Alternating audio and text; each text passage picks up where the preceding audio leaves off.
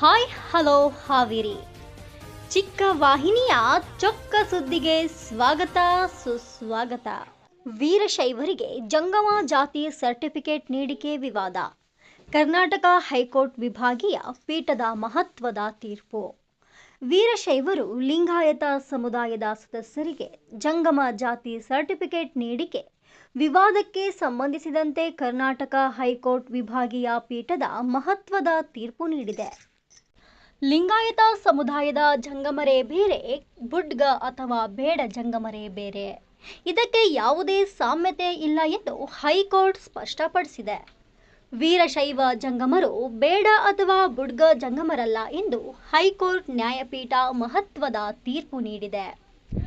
ಕರ್ನಾಟಕ ಹೈಕೋರ್ಟ್ನ ನ್ಯಾಯಮೂರ್ತಿ ಎಸ್ ಸುನಿಲ್ ದತ್ ಯಾದವ್ ಮತ್ತು ನ್ಯಾಯಮೂರ್ತಿ ರಾಮಚಂದ್ರ ಡಿ ಉದ್ದಾರ್ ಅವರಿಂದ ವಿಭಾಗೀಯ ನ್ಯಾಯಪೀಠ ಈ ತೀರ್ಪು ನೀಡಿದೆ.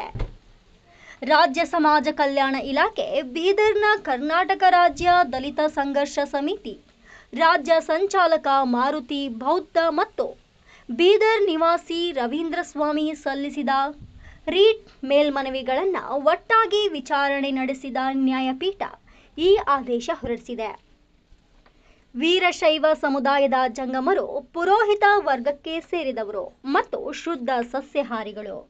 ಆದರೆ ಬೇಡ ಜಂಗಮರು ಸಮಾಜದ ಕೆಳ ಜಾತಿಗೆ ಸೇರಿದವರು ಮತ್ತು ಅವರನ್ನ ಅಸ್ಪೃಶ್ಯರೆಂದು ಪರಿಗಣಿಸಲಾಗುತ್ತದೆ ಎಂಬ ಅಂಶವನ್ನು ನ್ಯಾಯಪೀಠ ಸ್ಪಷ್ಟ ನುಡಿಗಳಲ್ಲಿ ದಾಖಲಿಸಿದೆ.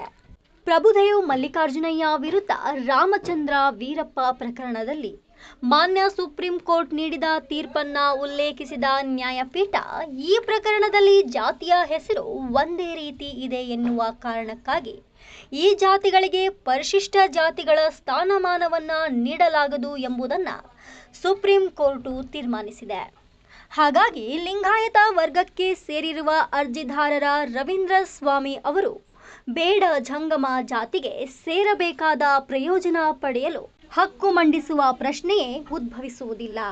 ಅವರ ಕುಟುಂಬದ ಒಬ್ಬ ಸದಸ್ಯರಿಗೆ ಬೇಡ ಜಂಗಮ ಪ್ರಮಾಣ ಪತ್ರ ದೊರೆತಿದೆ ಎಂದ ಮಾತ್ರಕ್ಕೆ ಇತರ ಸದಸ್ಯರು ಕೂಡ ಈ ಪ್ರಮಾಣ ಪತ್ರ ಪಡೆಯಲು ಅನುಮತಿಯನ್ನ ನೀಡಲಾಗದು. ಏಕೆಂದರೆ ಅವರು ವೀರಶೈವ ಸಮುದಾಯಕ್ಕೆ ಸೇರಿದವರಾಗಿದ್ದಾರೆ ಎಂದು ನ್ಯಾಯಪೀಠ ವಿವರಿಸಿದೆ.